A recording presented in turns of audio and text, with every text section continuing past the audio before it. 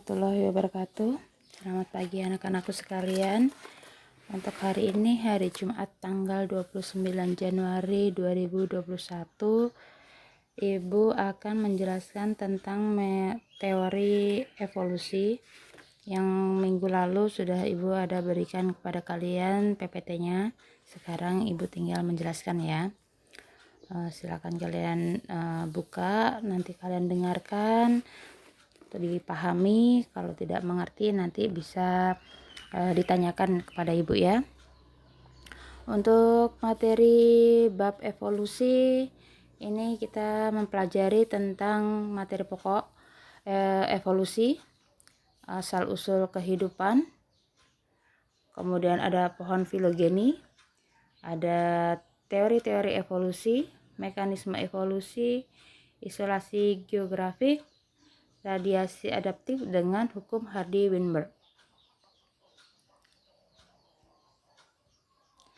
Tujuan pembelajaran di sini, setelah mempelajari bab ini, anak-anakku diharapkan bisa menunjukkan fakta-fakta yang mendukung teori evolusi, kemudian mendeskripsikan sejumlah faktor yang dianggap berpengaruh terhadap berlangsungnya proses evolusi, menjelaskan kaitan mutasi dengan proses evolusi yang minggu lalu sudah Ibu jelaskan tentang mutasi dan beberapa macam jenisnya.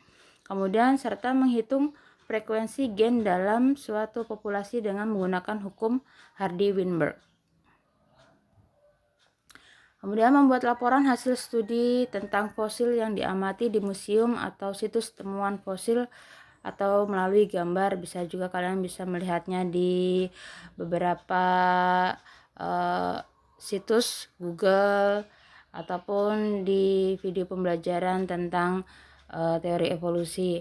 Kemudian mengkomunikasikan secara lisan dan tertulis hasil pengumpulan informasi dan pengamatan kalian, menunjukkan berbagai teori asal-usul kehidupan di bumi, serta mengumpulkan informasi mengenai tanggapan terhadap keberadaan dan implikasi teori evolusi pada kehidupan masyarakat. Yang pertama kita bahas mengenai evolusi dalam biologi, proses kompleks pewarisan sifat organisme yang berupa dari generasi ke generasi dalam kurun waktu yang lama atau jutaan tahun.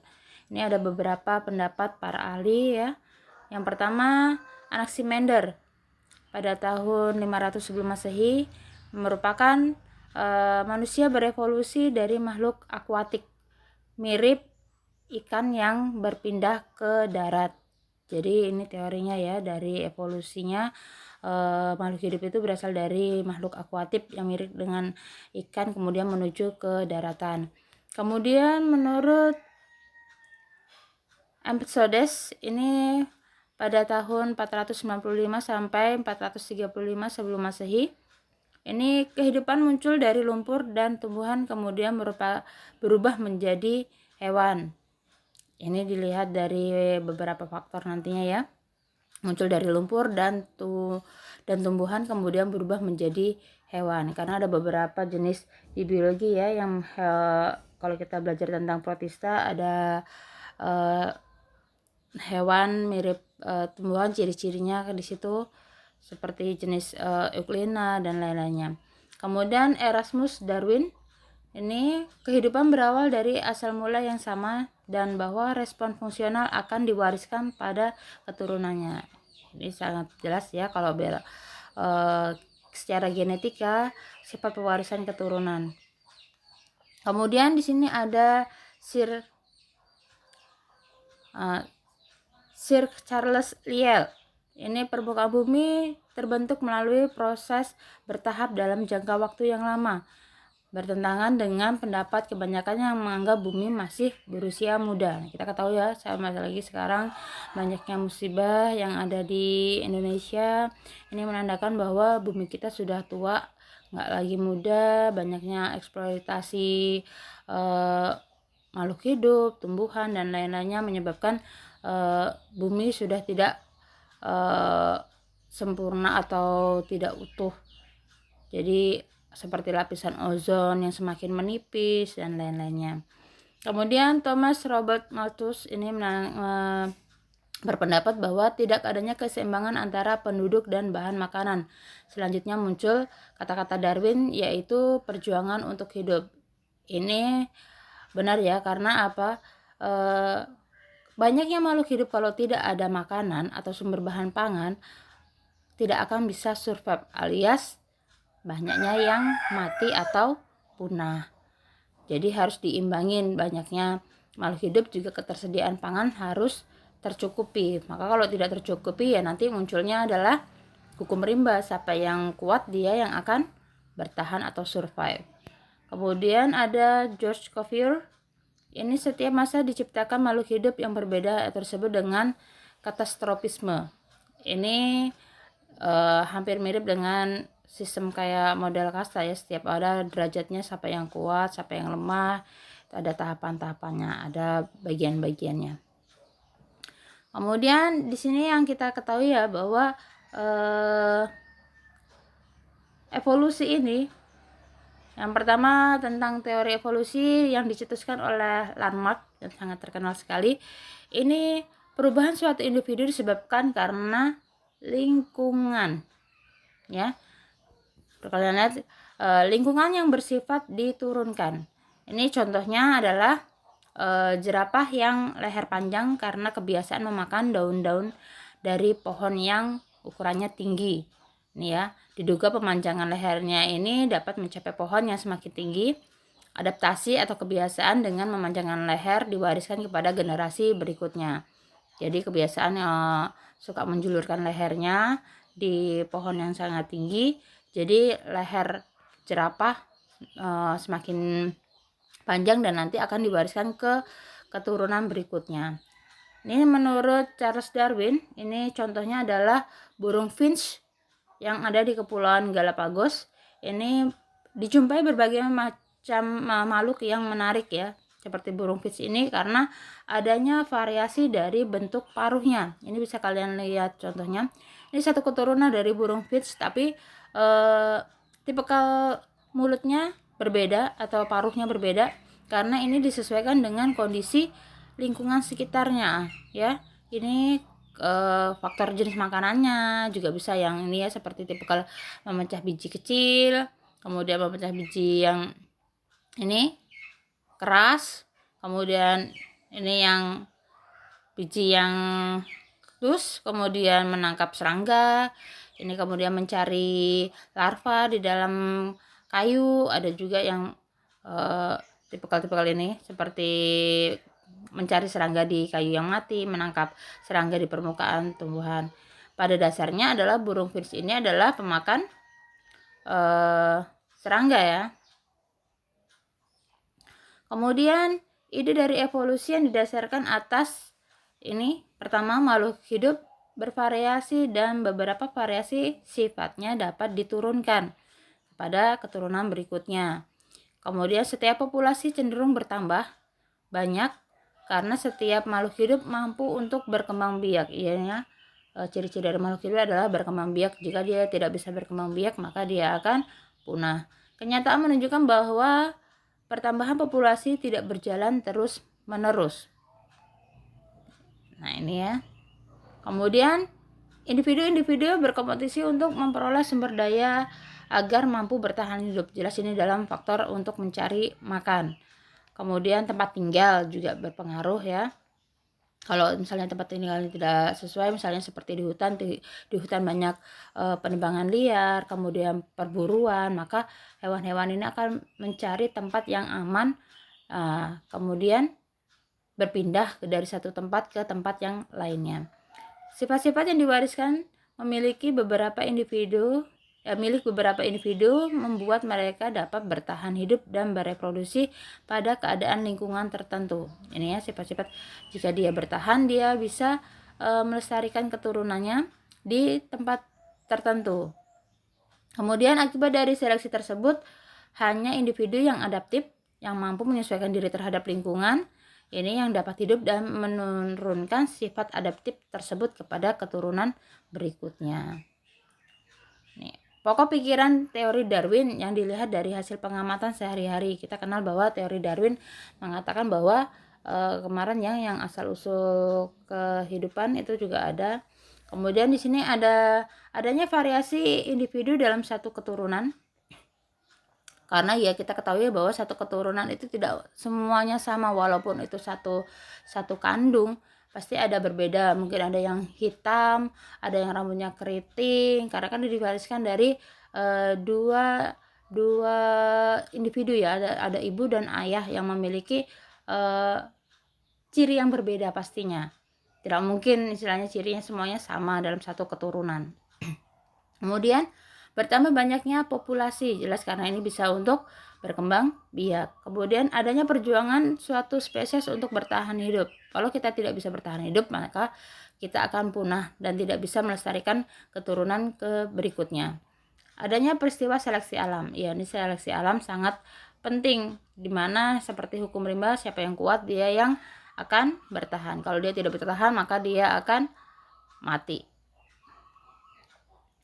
Ini menurut Charles Lyell atau Principle of Geology mengatakan bahwa bumi ini sudah sangat tua sehingga memberikan waktu yang diperlukan bagi makhluk hidup untuk berevolusi. Berevolusi adalah perubahan dalam jangka waktu yang sangat lama.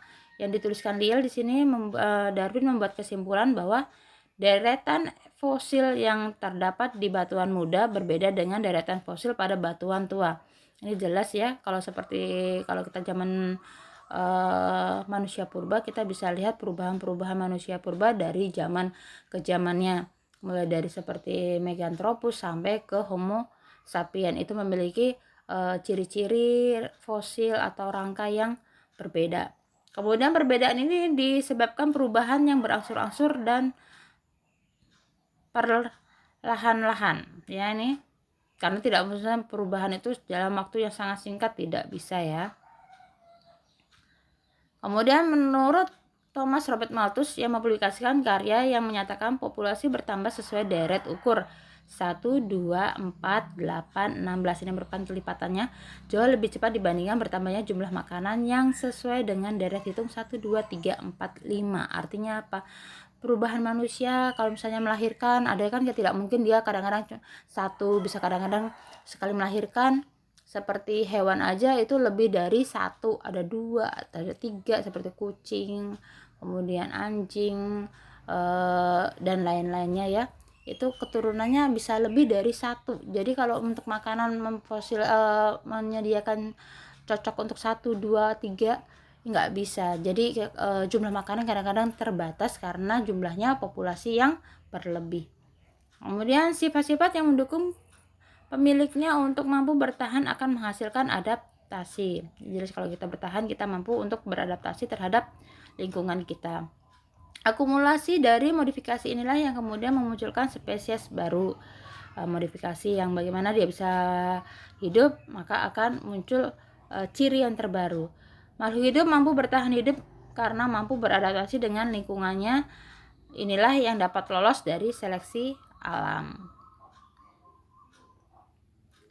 Ini kita lihat untuk perkembangan jerapah menurut teori Darwin. Kalau tadi menurut teori Landmark, bahwa leher jerapah bisa memanjang karena dia menjangkau pohon yang tinggi. Sedangkan di sini ya, mulai dari proses perkembangbiakan, kemudian ini tahapan dewasa, ini ada beberapa yang berleher panjang. Kemudian di sini jerapah leher panjang lebih sesuai dengan lingkungan setelah beberapa generasi yang lebih banyak jerapah berleher panjang. Artinya apa? Ada jerapah leher panjang, ada jerapah leher pendek. Siapa yang dia bertahan, dia yang akan hidup ya, karena dia mampu mendapatkan makanan. Maka yang berleher pendek tidak bisa bertahan untuk mendapatkan makanan, maka dia akan musnah. Itu menurut teori Darwin, karena kalau teori Darwin ini berdasarkan dari seleksi alam. Menurut Augustus Mann, sel-sel tubuh tidak dipengaruhi oleh lingkungan. Membuktikan pendapatnya ya dengan mengawinkan 2 jenis tikus yang dipotong ekornya hingga generasi ke-21 semua anak tikus yang dilahirkan dari keturunan kedua tikus tadi tetap berekor panjang. Walaupun dipotong tetap aja ekornya panjang karena ini dari genetikanya ya. sifat yang diwariskan oleh keturunannya. Wisman menyimpulkan ini perubahan sel tubuh karena pengaruh lingkungan tidak akan diwariskan ke generasi berikutnya. Hal ini membuktikan bahwa teori evolusi Lamarck tidak benar, bukan karena adaptasi dengan lingkungannya. Kemudian, evolusi adalah masalah pewarisan gen-gen melalui sel kelamin, atau evolusi adalah gejala seleksi alam terhadap faktor-faktor genetika. Kalau misalnya seleksi alam karena faktor-faktor genetika, mana yang dia bisa bertahan, maka dia yang akan berkembang. Nih ya, faktor-faktor yang mempengaruhi evolusi. Ini menurut Hardy Weinberg menyatakan bahwa frekuensi alel atau gen dalam populasi dapat tetap stabil dan tetap berada dalam keseimbangan dari satu generasi ke generasi dengan persyaratan yang pertama, jumlah populasinya harus besar. Kemudian terjadi perkawinan secara acak atau random. Kemudian tidak terjadinya mutasi maju atau balik. Tidak ada seleksi dan tidak adanya migrasi atau perpindahan. Ini frekuensi gen adalah perbandingan antara suatu gen atau genotip dengan gen atau genotip yang lain di dalam suatu populasi.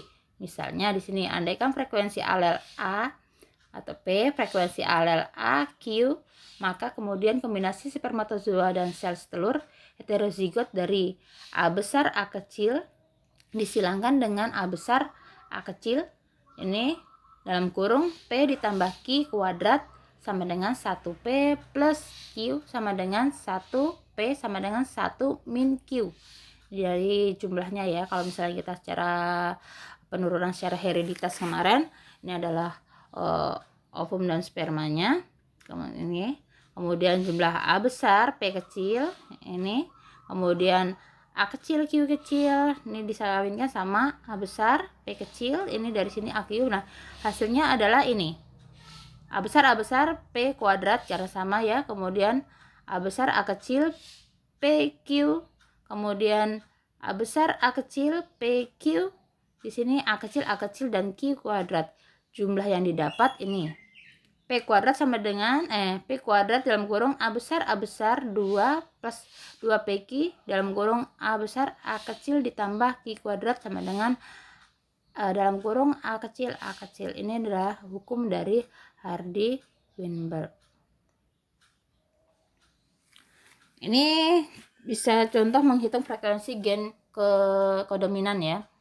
Dari 1.000 orang penduduk yang diperiksa golongan darahnya berdasarkan sistem MN, didapatkan 640 orang bergolongan M, 320 orang bergolongan MN, dan 40 orang yang bergolongan N. Berapakah frekuensi alel L besar, M besar, dan L besar, N besar dalam populasi itu? Ini ya, bisa dilihat di sini contohnya. Misalnya P merupakan frekuensi untuk alel L dan M, Q adalah untuk alel L dan N. Ini menurut Hardy Weinberg-nya, menurut rumusnya ya. Bisa kalian dilihat. Nanti akan menghasilkan ini frekuensi alel LM sama dengan P sama dengan 0,8 dan LN dari Q adalah 0,2. Ini frekuensi alelnya. Ini faktor yang menyebabkan terjadinya perubahan keseimbangan frekuensi gen. Yang pertama, perkawinan tak acak. Jadi perkawinan hanya di situ-situ aja ya, tidak bisa berkembang. Tidak ada perkawinan acak. Ini mempengaruhi oleh faktor pilihan. Kemudian adanya migrasi. Karena perpindahan ya, individu yang meninggalkan populasi akan membawa alel keluar. Individu yang masuk ke dalam populasi akan membawa alel. Pergerakan alel antar populasi disebut dengan arus gen. Ini ada hanyutan genetik. Hanyutan genetik ini merupakan perubahan frekuensi alel akibat adanya populasi kecil yang memisah dari populasi yang besar. Kemudian adanya faktor seleksi alam. Ini organisme dapat menyesuaikan diri dengan lingkungan yang baru akan dapat mempertahankan kelangsungan hidupnya. Organisme yang tidak dapat menyesuaikan diri dengan lingkungannya baru maka akan mati atau pindah ke daerah lain yang mengalami dan tidak mengalami perubahan lingkungan.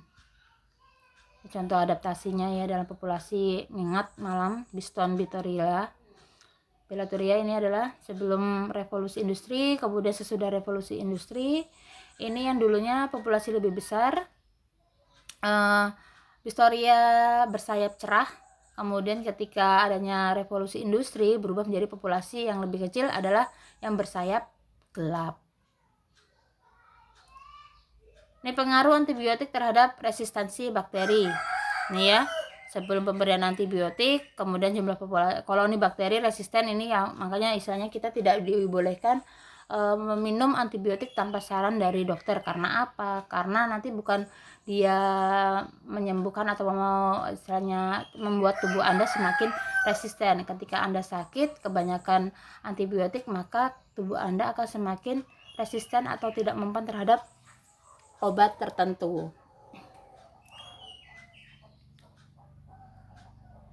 Ini bisa nanti dipelajari sendiri ya. Nah, ini mutasi. Perubahan kemarin sudah Ibu jelaskan. Perubahan materi genetik yang bersifat menurun. Mutasi gen adalah perubahan struktur kimiawi dari gen yang terjadi tanpa atau karena faktor luar ya. Ini kemarin sudah. Ini sudah. Ini ya, ada isolasi, terbentuknya spesies baru. Isolasi merupakan kunci terjadinya spesies baru karena isolasi mencegah terciptanya kembali keseragaman antar spesies melalui hibridisasi ya. Ini biasanya dilakukan dalam biologi, hibridisasi untuk menghasilkan spesies baru. Ini isolasi dua macam, isolasi geografi yang dipisahkan oleh tempat karena geografisnya, letak geografisnya. Kemudian isolasi reproduksi ini yang terjadi melalui isolasi ekologi dengan lingkungannya, kemudian musim, tingkah laku, mekanik, dan isolasi gamet. Ini kita bahas untuk isolasi geografi yang terjadi karena keadaan alam. Jika organisme dari suatu spesies berpindah ke lingkungan yang baru, yang berbeda dari lingkungan asal dan dipisahkan oleh laut, gunung, atau gurun, organisme akan beradaptasi dengan membentuk populasi. Ya, bentuk adaptasi ini dapat mengarah pada pembentukan spesies baru. Karena kita tidak semua makhluk hidup bisa menempati suatu wilayah tertentu. Misalnya, dia pasti akan memiliki ciri-ciri tertentu. Misalnya seperti daerah pinggir pantai, daerah pegunungan, daerah gurun pasti akan memiliki ciri-ciri spesies yang berbeda. Isolasi ekologi ini disebabkan karena dua spesies yang berkerabat dekat terdapat di daerah geografi yang sama namun habitatnya berbeda. Ya. Habitatnya yang berbeda. Bisa dilihat misalnya beruang. Ya, beruang sama-sama beruang, tapi kan ada beberapa beruang yang hidupnya di dekat pinggiran sungai, ada beruang yang dia di dalam hutan atau misalnya dia di kutub gitu. Isolasi musim ini disebabkan masa kawin atau kematangan gamet yang berbeda. Karena kita bisa melihat kadang-kadang orang bicarakan musim kawin, tapi kadang-kadang ada gamet yang berbeda. Jadi ketika waktunya musim kawin dia tidak bisa untuk membuahi si sperma tersebut atau sel telur tersebut. Isolasi tingkah laku ini karena adanya perilaku tertentu atau ritual yang berbeda-beda sebelum terjadi perkawinan pada burung bower. Ini contohnya sebelum kawin menarik perhatian lingkungan betinanya, jangan membangun sarang dari ranting-ranting yang dihiasi benda berwarna biru. Sambil menari, burung tersebut mengisaukan nada dengan beraneka suara. Karena banyak sekali ritual-ritual hewan yang contohnya ya, seperti kucing pun kalau mau kawin pasti mengeluarkan bunyi-bunyi.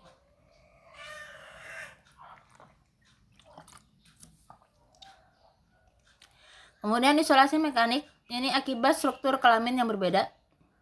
Perbedaan morfologi atau anatomi membuat dua spesies yang berbeda tidak dapat kawin. Ini bisa terjadi mutasi karena ini ya, bisa terjadi karena jenis kelaminnya, bukan jenis kelaminnya, tipe kelaminnya yang berbeda. Karena kan ada yang, mohon maaf, misalnya penisnya ukurannya tidak sesuai, ada yang panjang, ada yang pendek, atau misalnya seperti gametnya tidak bisa membuahi, ya. Kemudian isolasi gamet ini menghalangi terjadinya pembuahan akibat susunan kimiawi dan molekul yang berbeda antara dua sel gamet. Ya, ini kita bisa lihat ya, isolasi gamet, kematangan sperma bisa berpengaruh, kemudian kondisi sel telur itu juga bisa berpengaruh. Ini untuk skema terbentuknya spesies baru. Ini ya, dari spesies tertentu, kemudian spesies baru, rekomendasi gen, adanya variasi-variasi dalam spesies, mutasi germinal secara gametnya, kemudian variasi yang tidak adaptif kemudian akan mati, dan variasi yang adaptif akan hidup, kemudian mengalami isolasi, adanya seleksi alam, kemudian terbentuknya spesies baru. Ini petunjuk adanya evolusi. Yang pertama, adanya variasi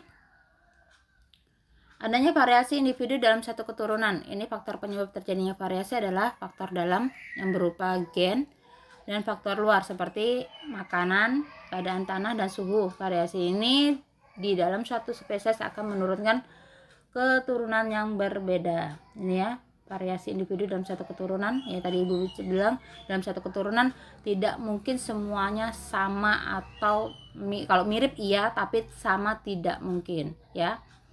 Misalnya warna kulit, tipikal rambut, tipikal hidung, mata, dan lain-lainnya itu bisa pasti berbeda dalam satu keturunan. Kemudian adanya homologi organ tubuh. Homologi di sini adalah organ-organ dari berbagai makhluk hidup yang mempunyai bentuk asal yang sama dan selanjutnya berubah struktur dan fungsinya yang berbeda. Ini yang disebut dengan homolog. Nih ya, dan analogi, yaitu organ-organ yang fungsinya sama tanpa memperhatikan strukturnya. Contohnya bisa dilihat di sini, sayap kupu-kupu ini sama, fungsinya sama tapi strukturnya yang berbeda. Dengan burung, bisa-bisa sama-sama terbang tapi struktur sayapnya tidak sama. Kalau tuh kupu-kupu kan jauh lebih, dia kayak ada bulu-bulunya lebih tipis. Kalau sayap burung kan dia behelai ya. Kemudian sayap kelelawar analog dengan sayap kupu-kupu. Keduanya fungsinya sama-sama juga bisa terbang. Kemudian di sini ada perbandingan embrio. Perkembangan ini persamaan embrio, perkembangan embrio antara spermatozoa dengan ovum yang menghasilkan zigot, kemudian mengalami pembelahan, kemudian menghasilkan fase morula. Ini fase di mana kecil-kecil, kemudian membentuk blastula. Kemudian blastula ini adalah blaset. Kalau misalnya morula itu dia bentuknya seperti anggur, kecil-kecil, bulat-bulat. Kemudian dia blastula, dia sudah mulai melengkung, kemudian membentuk gastrula. Gastrula ini sudah adanya gaster atau sistem pencernaan. Kemudian tahap terakhirnya adalah perkembangan embrio, selanjutnya berubah menjadi janin. Janin nanti menjadi bayi, anak-anak, remaja, dewasa, manula. Itu ya, ini perkembangan dari embrio. Setiap individu yang berbeda-beda. Ini contohnya seperti pada manusia, nanti ada pada telur pun berbeda, pada cicak berbeda, dan lain-lain. Ini perkembangannya ya, bisa dilihat. Kemudian adanya petunjuk fosil. Informasi yang diperoleh dari para ahli antropologi dan paleontologi dari fosil dan peninggalan-peninggalan masyarakat purba untuk mempersiapkan suatu bagan silsilah spesies manusia. Ini beberapa fosil yang teman para ahli ya. Ada zaman Australopithecus, ini selatan, kera selatan, Australo atau selatan, Pithecus adalah kera. Ini ada 4 spesimen. Ini dari Africanus, Robustus, Boisei, dan Habilis atau Homo habilis. Ini nanti sudah di pelajaran sejarah kalian sudah mendapatkan ya, bagaimana ciri-cirinya. Kemudian muncul Pithecanthropus.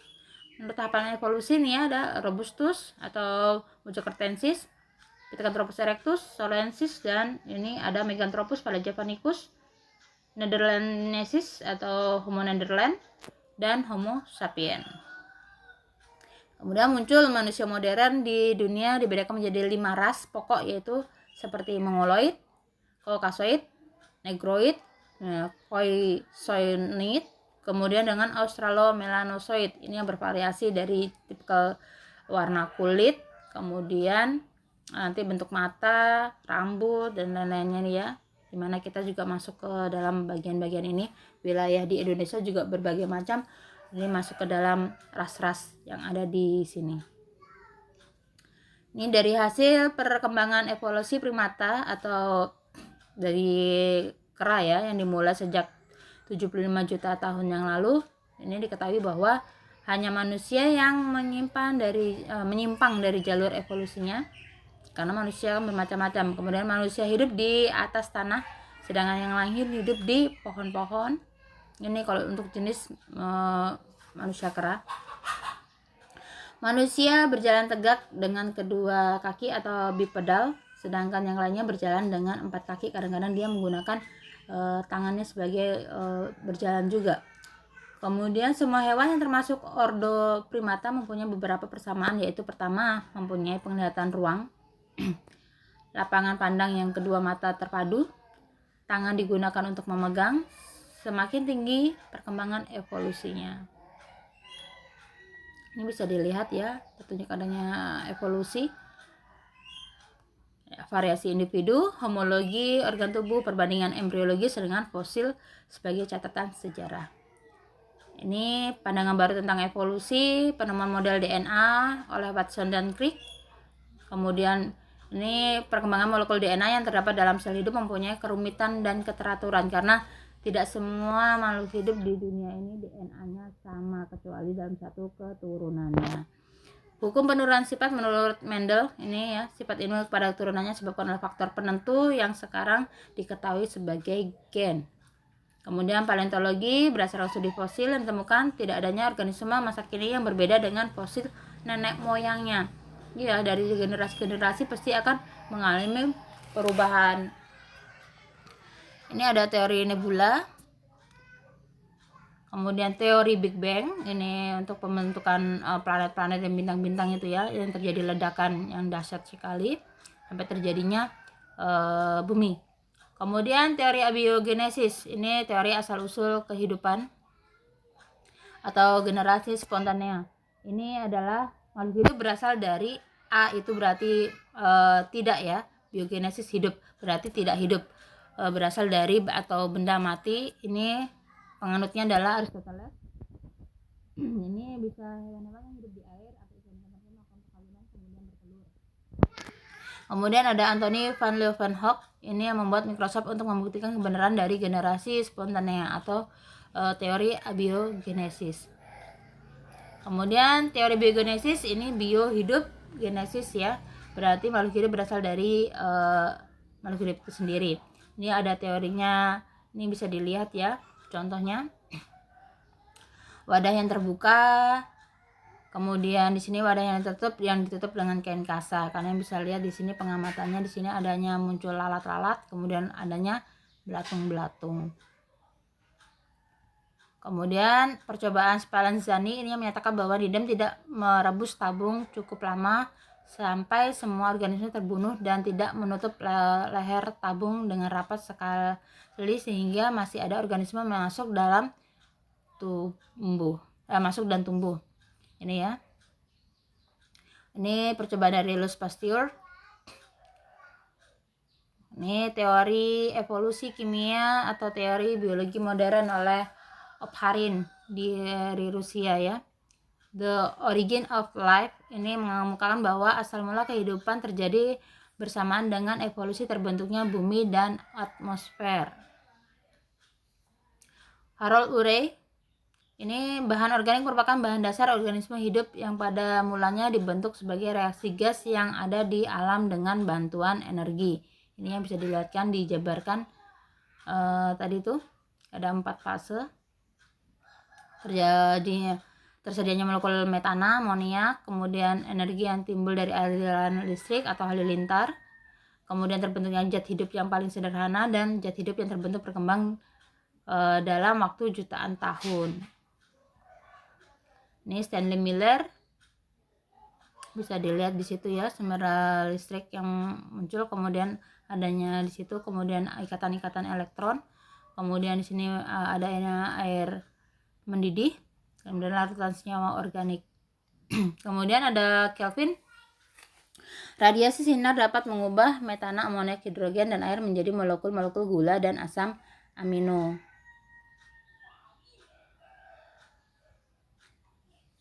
Oke, itu tadi sudah selesai ya materi untuk evolusi. Selanjutnya kalian nanti bisa mempelajari sendiri. Kemarin sudah Ibu berikan juga tentang KM-nya ya. Cukup sekian pemaparan dari Ibu. Untuk tugas selanjutnya Ibu akan kirimkan via GC. Selamat belajar, tetap semangat, jaga kesehatan, tetap patuhi protokol kesehatan. Akhirnya, assalamualaikum warahmatullahi wabarakatuh.